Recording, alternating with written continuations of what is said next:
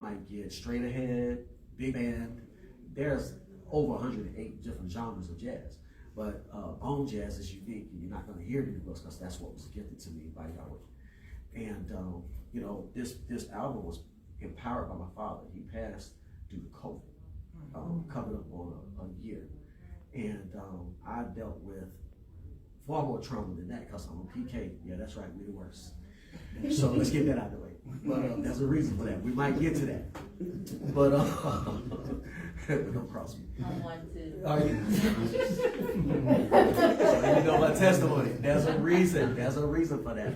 But this album, Pop was really proud of me, and he wasn't able to openly come to concerts and let me know, call some ministry. I was talking about ministry in the first part, and the segment, it was just hitting me hard. It was just tagging me like Tyson. It was killing me because I'm like, you're right, churches got to step up, they got to do more. But secretly, he would listen to my every project, he would critique me, he told me how proud he was of me, and that's how I got back on the bandwagon of music and get back to my career because I was done. I don't want to write no more. I want the music to stop. For about 3 months, I didn't hear anything, and then it started coming back, and there you have it. I know I'm going to bone jazz. It just will not go away. But it's trauma. It's trauma, man. And I don't see her in the room now, but she was saying, what do you think we're going to come up, what's going to happen next? That everybody has been locked down for a year or so, right? Dealing with the media. I don't want to get on that tip because the media, that'll do something to you, but it's about to explode. Now, I'm not calling things to be as though they're not, as though they were, okay? That are not as though they were. I'm not doing that. What I'm saying is reality is that I've worked with children. I've worked with adults. I'm aware of what's going on inside of me, and to be compressed and in a box for that long, and then look at what's happening in Florida. Anybody do look at the news? Look at what happened in Miami. Spring break. These kids, man, it's crazy because they've been locked down, locked up, can't get out, do. So now it's the extreme. We got to be ready for that. It's traumatic, very traumatic. I probably went too long, so past the next one. There you go. I was waiting for the eye. I went wicked. So roll with it. That's all right. I think when I think of stereotypes and I think of men, the biggest one is that we don't feel anything, or that men who do feel are weak men or gay men.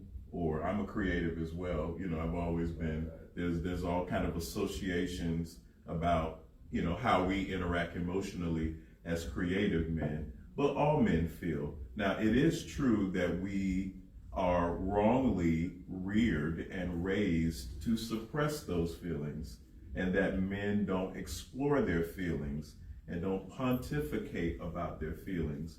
So we're raised to do that, and that creates all kind of dysfunctional men, who have really poor mental and emotional health, who treat their women bad, who treat their children bad. That creates a man that is not in contact with his emotion, that is not in contact with himself. And then we require amazing programs like yours where we get to unload all of that baggage, right?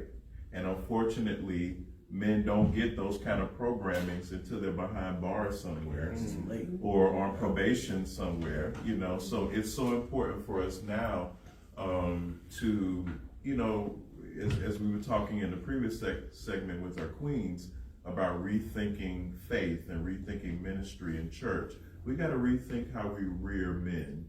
Big time. And that what is power and what is our responsibility really as men? And in the 21st century, is it only the man's job to provide? You know what I'm saying? Like, we got to rethink all of that, or rethink like what a couple and a family decides is going to be their dynamic in their household. Like, there doesn't have to be a dynamic.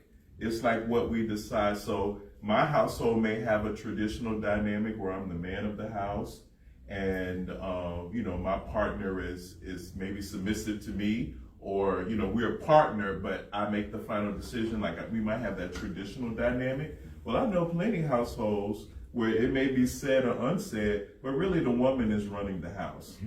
She is.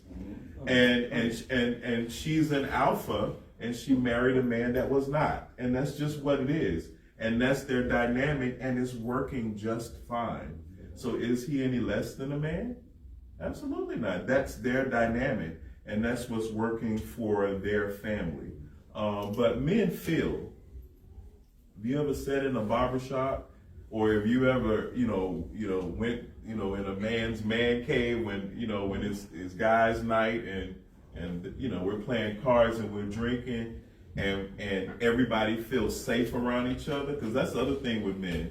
Like in the last segment, it went over because there is a natural affirming dynamic that happens when women get together because they've cultured themselves to be open with one another.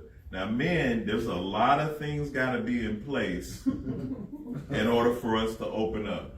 There's got to be some longevity between us. Like, I got to know all your shit. Oh, can I go? I got to know your stuff. You got to know my stuff. Like, there's got to be some levity there for me to open up all the way. Not so with women. I've seen women sit. If they sit next to each other, they're at an appointment, doctor's appointment, they're the gynecologist. I used to be there with my mom, and 10 minutes, my mom telling her everything. What? And you don't even know her. You know what I'm saying? But you all have cultured yourselves differently. We as men, we need to eliminate some of the barriers that we have so that we can heal a little bit better. And amongst men, because I'm a part of the LGBT community, and I don't always present as someone a part of the LGBT community, so people don't know that when I walk in the room. So I always have never had an issue building relationships with straight men. But within men, we got to also break down those barriers as well. I'm a man just like any other man who is a lover of women, and there are dynamics between us that we have to heal as well. Because there are other forces the racist doesn't care that I'm gay and you're not. You know what I'm saying? The crooked cop doesn't care that I'm gay and you're not. So there are enough oppressive forces, external oppressive forces against us that it makes no sense for us to have factions within our brotherhood as black and brown men. It just doesn't make any sense. Thank you. Brother? Thank you, sir. I agree with everything that's being said here. I was raised by a mother, strong, independent mother. And she always said, I think you can help me with this, brother. Jerry Butler put out a song, Only the Strong Survive. That's it. That's it. And I kept hearing that from her. Then I spent 20 years in the United States Marine Corps. And in boot camp, they train you differently. Your mindset, to be macho, to kill. So it changes the mindset. And then when you hear only the strong survive, you got to listen to what's being taught to you in boot camp in order to survive. And then there's no pain, no gain. Pain is weakness leaving the body. So, you internalize all this, But I'm gonna tell you, after all I've been through, I still shed tears. Because tears is showing and expressing emotion.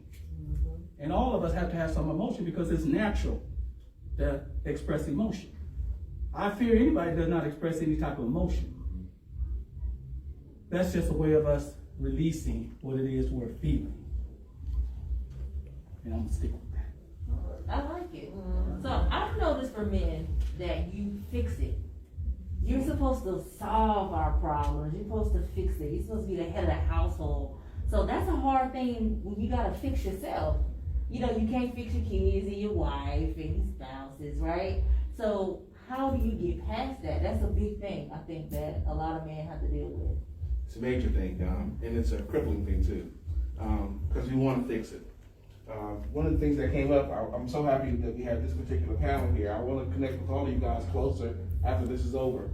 We had one time in the men's group, the question was, what does it mean, the statement of be a man? Okay, we had a bunch of teenagers in the room, and we couldn't get a consensus. What does that mean to be a man? So then we had an expert come in, a guy who had recorded videos about the topic of be a man, and to stop saying the words be a man to a child, to a boy. Don't tell a boy to be a man. When the boy gets hit in the head with a baseball and he falls on the floor screaming and hollering, stop telling that kid to be a man and get up and walk along. That legitimately hurt him. But these stigmas, many meetings, hundreds of men have come through. It really, really cripples men. And it takes some time for men, like if someone visits my group, it typically takes them a couple of meetings before they feel comfortable enough to be transparent. They hear the other guys telling some stuff that they might think, man, I would never say that around me. I would never tell that I did that. You know, but the men need a place to say these kind of things. You know, a guy can confess, you know, I lost my mind and hit my wife, you know. So we got to hear that in the men's group. We got to hear them out completely. And the only thing is we don't get to go off on them. We don't get to act outraged. We got to hear him out all the way. And we have permission. We can use any language. We got to hear him out all the way. Whatever he's got to say, you know, all the way. Nobody gets to be outraged. And you can say what you want to say afterwards, but you don't get to get. How could you? You don't get to do that. Okay. And so many men have